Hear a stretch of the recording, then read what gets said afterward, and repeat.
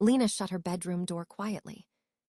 The sound was soft, but her heart pounded loud. Her laptop was gone, her future stolen in seconds.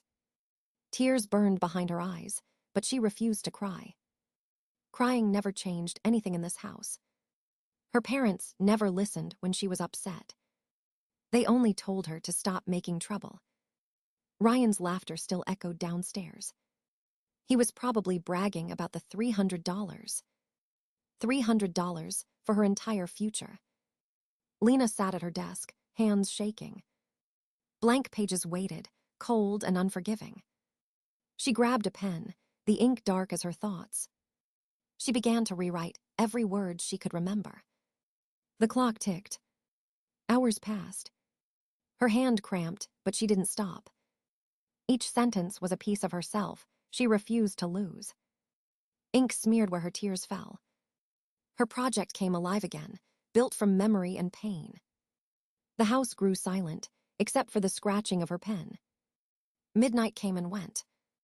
The air turned heavy, but her resolve stayed sharp. She wrote until her fingers went numb. She couldn't afford to fail. She couldn't give her family the satisfaction of seeing her break. Downstairs, the refrigerator hummed softly. Ryan's voice carried through the thin walls. He was asking for food. Her mother's gentle voice answered, always gentle for him. Dinner was warmed for the thief, not the victim. Lina bit her lip hard enough to taste blood. She refused to let anger win. Anger was loud. Anger made her look weak. Silence was stronger. Silence was her weapon now. She would finish her project, even if it killed her. Each word she wrote became a promise. A promise to never depend on them again. A promise to leave and never come back. When dawn crept through the curtains, the pages were filled. Her handwriting was shaky, uneven, but alive. She leaned back, exhausted. The paper was wrinkled, dotted with tears. But it existed. And that meant she existed. Her mother knocked once on the door. "Breakfast," she called softly. Lina didn't answer. She gathered the papers, stacking them neatly. This was her armor. Her proof that she could survive alone. Outside, the sun rose over the neighborhood. Families were waking up, ordinary and calm. But Lina felt something shift inside her. Something solid and new. She understood what silence could build. Not weakness, but focus. Not surrender, but power. In the stillness of her small room, she found strength. A kind of strength her family would never understand. The kind that didn't need permission to exist. The kind that could start over from nothing. Lina folded the papers into her bag. She looked around the room once more. Then she whispered to herself, calm and certain. This isn't the end, it's the beginning. 2 years passed like a blur. Lina worked double shifts at the diner. She saved every tip, every coin. Her grades stayed high, her dream alive. The acceptance letter came one morning. Columbia University. Full scholarship. She stared at the words until her vision blurred. Finally, she had made it out. Her parents offered a forced smile at dinner. Her mother said, "We're proud of you, dear." Her father only nodded, distracted by his phone. Ryan joked about missing her room when she left.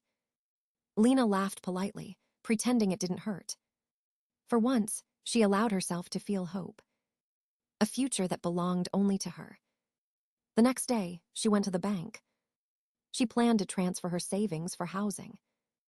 $19,000 she had built over years. The teller frowned at the screen. "Your account is empty, Miss Harper." Lina blinked, confused. There must be a mistake. The woman shook her head gently. It was closed yesterday, full withdrawal by joint holder. Her hands went cold. She felt the floor tilt beneath her feet. Her mother's name was on that account.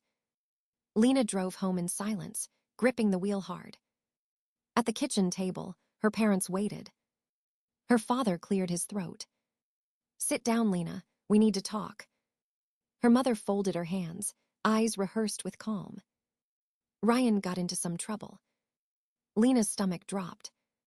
What kind of trouble? Just a misunderstanding, her father said quickly. Some boys had drugs in the car. He needed bail money. With my college fund. Her voice cracked, but no one flinched. Her mother sighed, as if explaining to a child. Family helps family, sweetheart. Lina's heart pounded against her ribs. You used everything, she whispered. Her father nodded. It was the right thing to do. Ryan walked in then, smelling of smoke and freedom. He grinned, completely unbothered. Hey, sis, thanks for saving me. Lina stared at him, numb. Years of sacrifice vanished overnight. Every hour she worked, every dream she had gone. Her mother reached for her hand. You can take a semester off, study locally. Her father added, it'll be better for everyone. Better for them. Worse for her. Lina stood up slowly. Her voice was steady, too calm. I'm not staying here. Her mother frowned. Don't be dramatic. Lina didn't answer. She walked to her room, closed the door. She packed one bag. Clothes, notebooks, the framed photo of her grandparents. $280 in cash, hidden for emergencies. The same amount Ryan got for her laptop. The symmetry stung. At dawn, she slipped out quietly. No goodbye, no note. The street was cold, the sky still gray. Her old car waited at the curb. When she turned the key, it coughed, then started. Lina exhaled, the first breath that truly belonged to her. Behind her, the house stayed dark. She didn't look back. The van smelled like dust and oil. Old seats cracked beneath Lina's hands. It wasn't much, but it was hers. She bought it from a mechanic for $280. Her entire savings gone in a single exchange. But now she had freedom. A place no one could take from her. The first night was harder than she imagined. Rain drummed on the roof, loud and endless. The windows fogged with her breath. She couldn't sleep, afraid of every sound outside. When dawn came, her neck ached, her stomach empty. She washed her face in a gas station sink. The mirror showed a girl she barely recognized. Tired, pale, but alive. Days blurred into weeks. She parked in different lots each night. Behind hospitals, near libraries, behind grocery stores. Always moving. Always careful. Her meals were instant noodles and coffee refills. Her world shrank to the van's walls. But the silence felt cleaner than home. No shouting, no blame, no pretending. Just quiet. One evening, a security guard knocked on her window.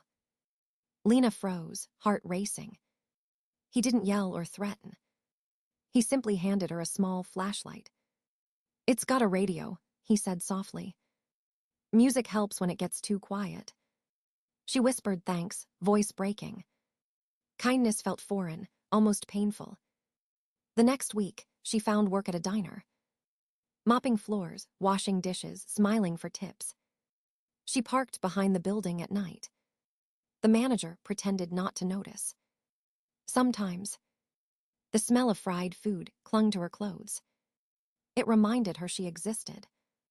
She started keeping a notebook of expenses. $2 for a shower at the recreation center. 1 for soap, 3 for bread. Every coin mattered. Every day was survival. Her biggest fear was the van breaking down. Each time it coughed or sputtered, she prayed. Please, just one more day. Please, don't give up before I make it. Winter crept in with sharp air and colder nights. She learned to sleep curled under layers of blankets, breathing into her sleeves to stay warm. One night, she woke to footsteps nearby. 2 men talking, laughing too close. Her chest froze. She waited, silent as stone. When their voices faded, she cried quietly. Not from fear, but exhaustion. Living, invisible, took everything from her. Yet every morning, she woke up still here. Still fighting. Still free. Weeks turned into months. The van became home. The rumble of its old engine was her heartbeat. One morning, as sunlight filtered through cracked glass, Lina whispered, "I'm still standing." And for the first time in a long time, she almost believed it. Lina met Martha at the library one rainy morning. She was washing her hands in the bathroom sink again. Martha recognized her, the quiet girl who came often. "You're here a lot," the woman said kindly. Lina froze, ready to lie. But Martha only smiled. "We need someone to shelve books, 10 hours a week." It was the first offer of trust in months. Lina nodded quickly, afraid the moment would vanish. She started the next day, careful and silent. Her hands moved over stories written by others. Each spine she touched felt like a small promise. Books didn't judge her. They stayed exactly where she placed them. Martha pretended not to notice the exhaustion in her eyes. She let Lina use the staff shower once a week. "Clean start helps clear the head," she said softly. The kindness cut deeper than pity. It gave Lina back a sliver of dignity. Later, at a furniture shop, she met Bernard. He caught her tracing the edge of an antique table. "You've got a good eye," he said, amused. She blushed, ready to apologize. Instead, he handed her sandpaper. "Try restoring this corner." Her fingers learned the rhythm of repair. The sound of sanding became a kind of peace. Day by day, she rebuilt more than wood. She rebuilt herself. Bernard started paying her for small jobs, then bigger ones. She learned to shape, polish, restore. Every broken surface reminded her of her past. Every fixed joint reminded her she could mend too. At night, she still slept in the van. But her hands no longer trembled. Her heart no longer felt small. Money began to gather in her bank account. Not much at first, but steady. She tracked every dollar in a small notebook. The habit gave her purpose. Silence turned into focus. Loneliness turned into discipline. The van's engine failed once that winter. Bernard let her pay the mechanic in installments. "No rush," he said. She worked extra shifts to cover the debt. By spring, she was trusted with custom orders. Customers liked her precision, her quiet patience. She smiled more often now, a rare and fragile thing. 2 years later, her savings reached $30,000. She looked at the number and almost cried. All those nights in parking lots had led here. Her dream was no longer survival, it was stability. Bernard slid a newspaper toward her one morning. A small house listed for $94,000. "Needs work," he said, "but the bones are good." Lina stared at the photo. Peeling paint, crooked fence, cracked windows. It was perfect. A place she could fix like everything else. A place that could finally belong to her. She closed her notebook, heart steady. "I'll buy it," she whispered. And for the first time in her life, the word home didn't feel impossible. The house smelled of paint and sawdust. Lina stood in the doorway, keys still warm in her hand. Her first real home. No shouting, no judgment, no fear. Just quiet walls and space to breathe. She posted one photo online. The porch light glowing softly in the dusk. The caption read, "From van life to my life." By morning, messages flooded her phone. Old classmates, distant relatives, people who once ignored her. Everyone suddenly remembered her name. Then one message made her heart sink. Her mother. "Beautiful home, we're coming to visit soon." Lina didn't reply. A week later, the doorbell rang 3 times. Through the peephole, she saw them all. Her parents. Ryan. His pregnant wife standing beside him, smiling too wide. Lina's fingers tightened on the lock. She considered pretending not to be home. But their car sat in her driveway. There was no escape. She opened the door slightly. "Surprise," her mother sang. "We finally found you." Her father grinned, looking around proudly. Perfect little starter home. Lina didn't move. Her silence made them uneasy. "Can we come in?" her mother asked, voice sugar-sweet. Lina stepped aside, too tired to argue. They entered like they still owned the place. Ryan ran his hand along her bookshelf. "Nice work," he said. "Basement finished yet?" His wife smiled, rubbing her belly. "We could help with renovations while we stay." Lina blinked slowly. "Stay?" Her father nodded approvingly. "Family supports family, Lina, always." Her mother sat on the couch, without invitation. "With the baby coming and Ryan between jobs, this makes sense." Ryan unfolded a crumpled paper from his pocket. "A few house rules," he said proudly. "Quiet hours, kitchen schedule, basic stuff." The arrogance in his tone burned through her calm. Years of silence hardened into something sharp. Lina left the room without a word. When she returned, she carried a leather folder. Inside were property deeds, tax receipts, and bank statements. Her name stood alone on every page. She laid them neatly on the coffee table. "This house isn't big enough for guests," she said. Her voice steady, final. Her mother's smile cracked. "But we're family. You can't just—" "I can," Lina interrupted, "and I am." Her father straightened, his voice stern. "Be reasonable." "I am being reasonable," she replied. "You've mistaken silence for weakness." She opened the front door. The air outside was cool and bright. They hesitated, waiting for her to bend. She didn't. One by one, they walked out. Her mother tried one last time. "What will people think?" Lina closed the door quietly. The latch clicked like a heartbeat. Their car sat in the driveway for 20 minutes. Then it was gone. Lina stood in the silence they left behind. It wasn't empty. It was peace. 2 months passed without a single call. Lina learned to enjoy the quiet. She fixed her garden fence, painted the hallway twice. The house began to feel alive. Each sound was hers, each silence chosen. Then one afternoon, a car pulled into her driveway. Ryan stepped out, thinner, tired, holding a baby. He didn't smile this time. "Can we talk?" he asked softly. Lina stayed by the porch. The child stirred in his arms, small and warm. "We have nowhere else," he said. "Just for a few nights." She studied his face, looking for the old arrogance. It was gone. In its place, exhaustion and shame. Lina opened the door slightly. "2 nights," she said. "Shoes off, dishes cleaned before bed, no entering my room." Ryan nodded quickly. "I know the rules." He had signed them once before. Now he followed every word. He washed dishes, folded blankets, stayed quiet. At night, she heard the baby's soft breathing from the couch. The sound didn't bother her. It reminded her that kindness could have boundaries. On the 3rd morning, he thanked her. His voice cracked. "I'll find a job. I won't ask again." Lina nodded. She believed him. Later that week, headlights swept across the yard again.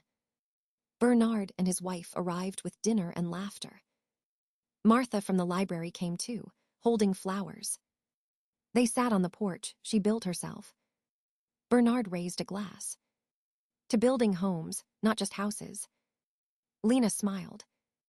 Their laughter filled spaces that once held pain. Inside, the baby gurgled and clapped his hands. Ryan sat quietly, watching, a hint of peace in his eyes. The night felt warm and safe. After everyone left, Lina cleaned the kitchen slowly. She paused at the window, looking at the old van parked outside. The same one that once kept her alive. Now it stood clean and shining, no longer a cage. Just a memory of survival. On her desk rested her first paycheck from the library. Next to it, the key to the van and her accounting certificate. Proof that she had rebuilt from nothing. College came in many forms, Martha once said. Lina finally understood. Learning didn't always need classrooms. Sometimes it needed heartbreak, silence, and work. The doorbell rang again near midnight. Through the peephole, she saw her parents. They stood awkwardly, uncertain. Her father spoke first. "We were wrong." 3 words small but heavy. Lina didn't invite them inside. She pointed to the porch chairs instead. They sat there quietly, like strangers. Inside, the baby laughed, stacking toy blocks. Lina listened to the sound, calm and steady. Forgiveness, she realized, didn't always mean reunion. Sometimes it meant distance. Sometimes it meant peace. She watched the night settle around her home. The lights glowed soft through the windows. Finally, everything she built was safe. And for the first time, truly hers. Morning sunlight spilled across the living room floor. The house smelled of coffee and fresh paint. Lina watched the baby crawl between toy blocks. His laughter echoed softly against the quiet walls. Ryan was outside fixing the fence, humming low. For once, the sound didn't grate, it comforted her. Through the window, the old van gleamed in the driveway. Not a reminder of pain, but of endurance. Every mile, every sleepless night had led here. Her hands had built this piece by piece. She touched the wall she painted herself. The surface was uneven but strong. Just like her life. Her phone buzzed with a new message. Her father had sent a photo of the porch flowers. A small gesture, fragile but real. Lina smiled, not in forgiveness but in acceptance. The past no longer owned her. She looked around her home, her safe space. No shouting. No blame. Just warmth. Just freedom. Outside, the wind moved gently through the trees. Lina closed her eyes, breathing it in. For the first time, silence didn't mean loneliness. It meant peace. It meant victory. It meant she had finally come home.